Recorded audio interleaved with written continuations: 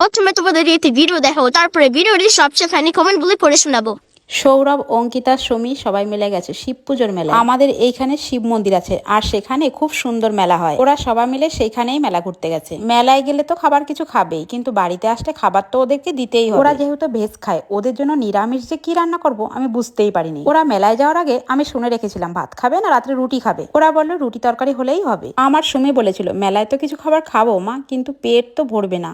যেহেতু ওরা ভেজ খায় তাই তুমি বাড়িতে রুটি তরকারি করে রেখো। তাই দেখো রুটির সঙ্গে আমি ফুলকপি, আলু, মটরশুঁটি দিয়ে সুন্দর একটা কষা কষা তরকারি করেছি। তরকারি আমি মনের মতো করেই রান্না করি, জানি না কেমন হবে, ভয়ে ভয়েও পাই যে খেয়ে ওরা কি বলবে। রুটি আমাদের বাড়িতে প্রতিদিন রাত্রেই হয়, সুমির বাবাকে তো প্রতিদিন রাত্রে রুটি দিতেই হবে। এদিকে আমার রান্না বান্না সব হয়ে গেছে, এবার ওদেরকে খেতে দিয়ে দেবো, দেখি ওরা খেয়ে কি বলে। আরে কাকিমা, তুমি ফুলকপির তরকারি করেছো? ফুলকপি তো আমার ফেভারিট। আজকে তো আমি সব খেয়ে নেবো, কিন্তু নিজের হাতে না, সৌরভের হাতে। আর দেখো সৌরভটা এত শয়তান, ইচ্ছে করে আমার মুখের ভেতরে এতটা খাবার দিয়ে দিল যাতে নেক্সট টাইম আমি ওর হাতে আর খেতে না চাই। বাই দ্য ওয়ে, আজকের ফুলকপি তরকারিটা কিন্তু একদমই রেস্টুরেন্ট স্টাইলে হয়েছিল, আমার তো দারুণ লেগেছে।